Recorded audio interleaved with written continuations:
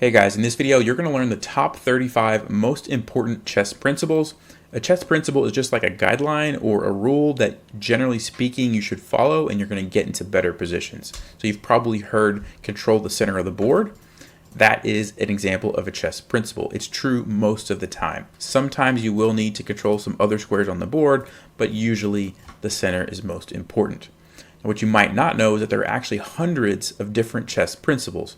So in this video, I've narrowed down the top 35 that I think are the most important, and I'm going to share those with you right now.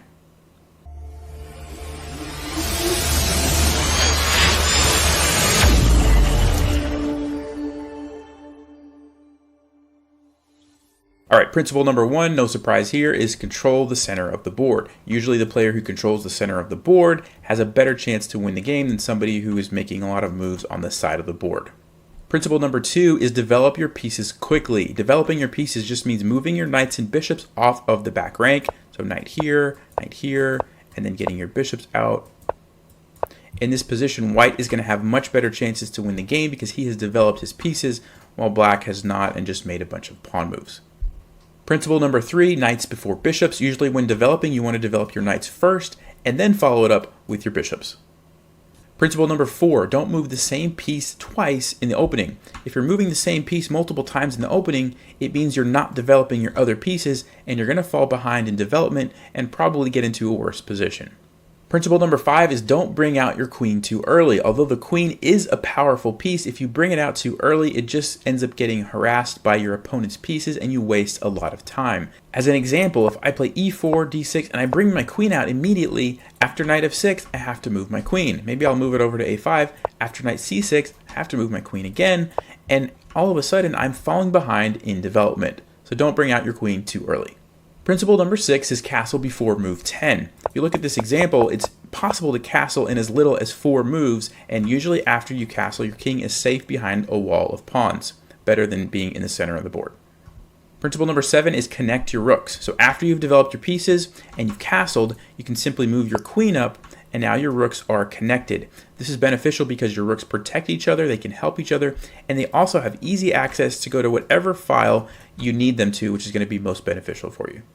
Principle number 8 is that rooks should go on open or half open files. In the position on the board right now, the e file is an open file because there are no pawns on it. So a move like rook to e1 would make a lot of sense because it's putting my rook on the open file. A half open file is a file that only has one color pawn on it. So for example, the d file is a half open file because it only has a black pawn and no white pawn. So this would also be a smart move because I'm putting this rook on a half open file. Black's rook on f8 is already on a half open file because there's only one color pawn on it. Principle number 9, knights on the rim are grim. You can see in this position how black's knight is very effective, covering a lot of important squares in the center, and my knight on the side is not doing as much. It only covers a few squares. So keeping your knights towards the center of the board is better than putting them on the side. Principle number 10, try to avoid doubled pawns. In this position, if black captures my knight and I recapture with this pawn, I've created a set of doubled pawns. Doubled pawns are when one pawn is on the same file as another pawn. This is usually a disadvantage because this guy's blocked by this guy so he can't move, and also they can't help each other and defend each other if they needed to. It's very easy for me to move this pawn up and it's defended by this one, or to move this one up and it's defended by this one. You can't do that with doubled pawns. So usually you want to try to avoid those. Principle number 11 is try to avoid isolated pawns.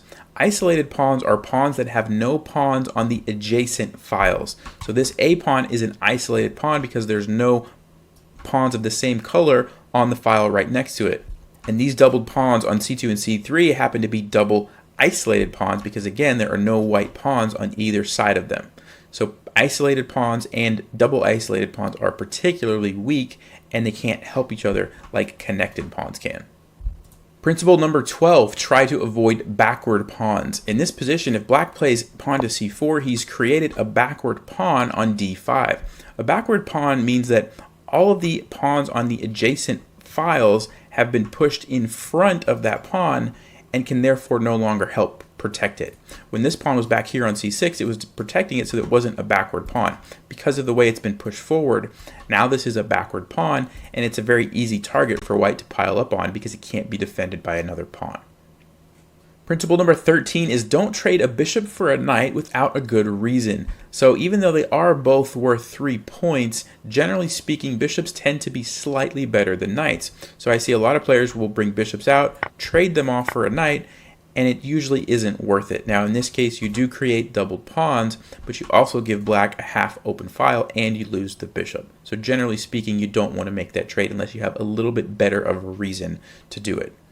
Principle number 14, avoid moving pawns in front of your castled king. So in this position, we've already castled on the king side. It would be a mistake to play a move like g3 because now I've created these weaknesses because the pawn no longer controls those squares. You can see how easily black can come in and infiltrate it and put a lot of pressure on your king. So don't move pawns in front of your castled king. Principle 15 is don't open the center if your king is still in the center. In this position, black could consider playing d5, but it wouldn't be a good idea because after white trades, he's started to open up the center and his king could come under pressure from white's rook because he hasn't castled yet. So it would be better for black to castle first and then consider a move like d5, which is going to start trading and opening up the center of the board. Principle number 16 is that two minor pieces are generally better than a rook and a pawn. Minor pieces are knights and bishops. Obviously, these are the rooks. So in this position, if I were to capture with my knight, black captures, I capture, he captures, I just lost a knight and a bishop, which is 6 points. I gained a rook and a pawn, which is also 6 points, but it puts me at a disadvantage because the knight and the bishop are better than the rook and the pawn, generally speaking. So don't make a trade like that unless you have a very specific reason to do so. Principle number 17 is similar, but 3 minor pieces generally is better than a queen. Even though they both add up to 9 points, usually the 3 pieces will greatly outperform the queen. Principle number 18 is that rooks are very strong on the 7th rank. So since I'm white, the 7th rank is here. For black, the 7th rank is actually the 2nd rank, which would be here. But in this position, I have the ability to play rook e7, which is a very strong move. By placing my rook on the 7th rank, you can see I have lots of good targets. And white is in a very good position because of the ability to get the rook on the 7th rank. Principle number 19 is that doubled rooks on an open file are very strong. In this position, white already has control of the open file with 1 rook, but he has the ability to put 2 rooks now controlling that open file, and it prevents black from gaining control of that file as well. So 2 rooks on an open file is very strong. Principle number 20, bishops are better in open positions, knights are better in closed positions. The position on the board, you can see black's bishops are doing a lot, controlling a lot of squares because the position is open and they're not blocked by very many pieces. In this position, the bishops are going to probably outperform the knights. Now, on the other hand, in a position like this, where lots of pawns are kind of blocked off and it's relatively closed, you can see how black's bishops aren't really doing a lot. They're running into pawns that are in the way, and the knights can very easily hop around and get to wherever you need them to get to. So in this case, the knights are going to do better as opposed to the other position where it was more open. The bishops would be better. Principle number 21, the best way to deal with an attack on the flank is to counterattack in the center. In this position, white's castled. If black starts to launch a flank attack on the side, the best thing that white could do would be to strike back in the center and try to open up the center and take advantage of the fact that black's king is still in the center. So to deal with a flank attack, a counterattack in the center. Principle number 22, when you have an option to capture a piece with 2 different pawns, generally you want to capture towards the center of the board. In this position, if black captures this bishop on b3, white now has the option to capture with 2 different pawns. So as the rule goes, generally speaking, you want to capture towards the center, so you should take this way. We also get the added benefit in this position that we create a half open file for the rook. Principle number 23 is that in an endgame, the king is a valuable piece that must be used to help you win the game. In this position, it would be a mistake for white to leave his king sit over here and not try to use the king to help attack these pawns or these pawns. Same thing for black. He would need to use his king to try to get involved and do something to help out. Principle number 24, rooks should go behind passed pawns. In the position on the board, black has a passed pawn on this g-file. A really good move for him would be to put his rook behind his passed pawn so that it can support it as he pushes it and tries to eventually get a queen.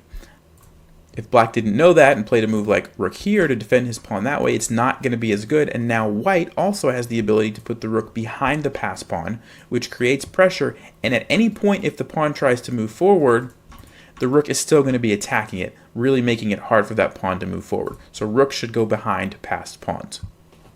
Principle number 25 is that 2 connected passed pawns on the 6th rank will always beat a rook. In this position, it's white's turn, and by playing this pawn forward, he now has achieved 2 connected and passed pawns on the 6th rank. And if this rook tries to stop them, he's not going to be able to do it. For example, if the rook goes here to try to get this pawn, white can simply move this one forward, and if the rook captures, white's going to get a queen.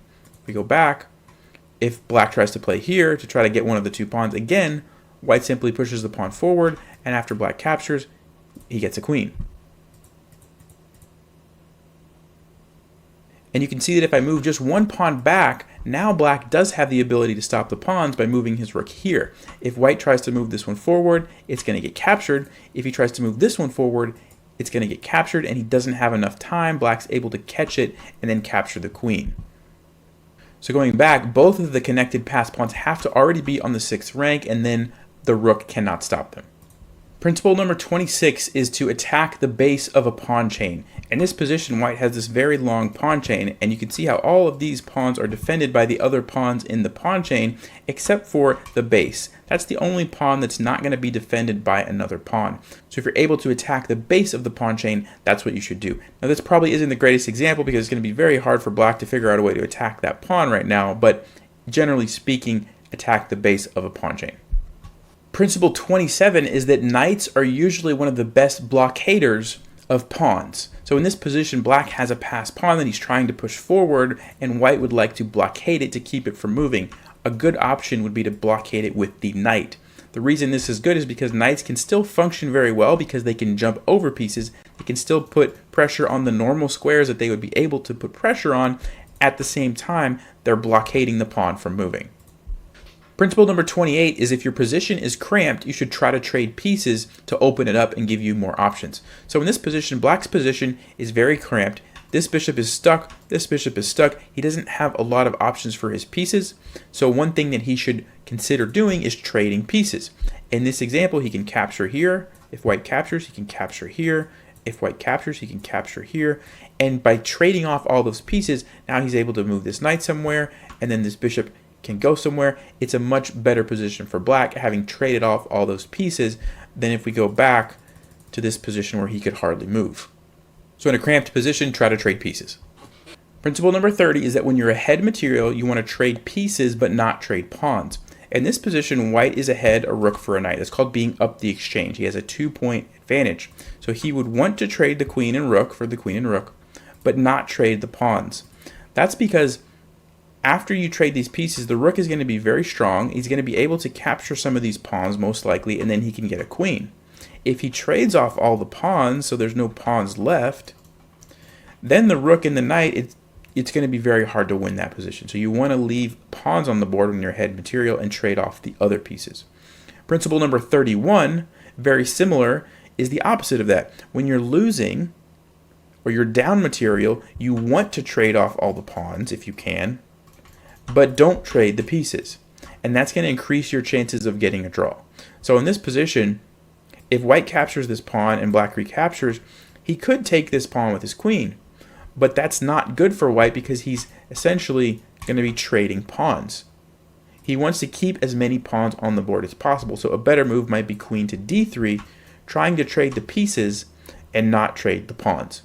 I hope that made sense. If you have to rewatch that part again, feel free to do so. That's an important one. It's really good to know.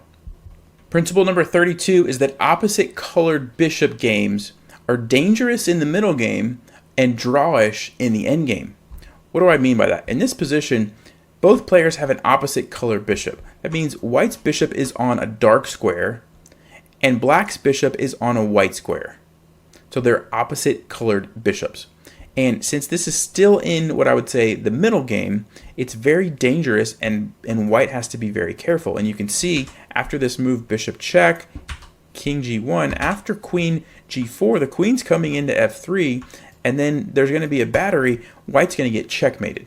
So the only thing he could do is sacrifice his rook for the bishop to stay alive. And that just shows how it's very dangerous when you're playing in a game with opposite colored bishops. You have to watch out for attacks on your king. And the reason it's dangerous is really because your bishop can do nothing to prevent the other person's bishop. So in this case, there are weaknesses along these white squares, and this bishop can do nothing about it. If it was a knight, you could position it to help defend, or if you had the same color bishop, if you had a bishop on the white squares, you could even trade it off for that bishop. But because they're opposite colored bishops, you can't do that. Very dangerous. Now the flip side of that principle is that in the endgame, the games become very drawish. You can see in this position, both players have opposite colored bishops, and because of that, the bishop can't really do anything about any of these pawns. And likewise, black's bishop can't do anything about white's pawn, so the pawns are just going to end up sitting there. The kings will probably just have to move back and forth, and nobody's going to be able to win this game. So keep that in mind. Opposite colored bishops are drawish in the endgame, but very dangerous in the middle game. Principle number 33 is what's called don't play hope chess. Now, if you've never heard of this, hope chess is where you play chess and you hope that your opponent does something, or you hope that your opponent doesn't see something, or I hope he moves there. If you're playing chess like that, you're probably not going to do very well. You always want to consider the fact that your opponent might do the very best move. An example of hope chess would be, I'm going to play here, I'm going to bring my bishop out, I'm going to bring my queen out, and I'm going to hope that he doesn't see the checkmate. I'm going to hope that he doesn't know about the scholar's mate, and I'm going to win in 4 moves. I'm going to hope he falls for my trick. That's not good, because if he knows what he's doing, he plays g6, stops your queen, you come back to try it again because you hope he doesn't see it. He's going to play knight f6. You might play queen b3 again. I hope he doesn't see it. He's going to play queen e7, and now all of a sudden you're in a bad position. You just wasted a bunch of moves with your queen because you were playing hope chess. So try not to do that. Principle 34 is when you see a good move, stop and look for a better move. In this position on the board, black just played here, which is really a bad move. And so the move that might jump out to a lot of people is, oh, that's a free rook. That's a really good move. It's good for white. But if you take a second and look for a better move, you might notice that knight to d6 is actually a beautiful smothered checkmate. So when you see a good move, take a second and look for a better move. And principle number 35 is that a really good chess player knows the right time to ignore chess principles. All of these principles are really good most of the time, but there's always going to be situations where they don't apply and where it makes the most sense to go against what the principle would say. And that's what determines a really good chess player from somebody who's still learning. So just know that everything that I told you is a good general rule of thumb, but be on the lookout for special situations where they may not apply, and that will come with practice. As you get better and better, you'll pick up on when it's okay to break the rules, if you will. All right, well, I know that was a lot of information really fast, so I went ahead and put together this spreadsheet which lists out all of the 35 principles that we just talked about. I'm going to throw this up on the screen and just leave it for a little bit. If you want to print screen, pause the video and print screen and print this out so you can use it for reference, feel free to do so. I know for some people who are just starting out, this might seem a little bit overwhelming, but don't worry. It took me years and years to learn all of these, so you've got time. The best way to tackle it is just one principle at a time. Practice it in your games until it starts to become a habit, then move on the list to the next one and keep doing that until you feel like you've gotten a good grasp of these principles. If you guys learned something and got some value out of this video, it really helps me out a lot if you would hit that thumbs up button. I really appreciate it. But as always, make sure you stay sharp, play smart, and take care.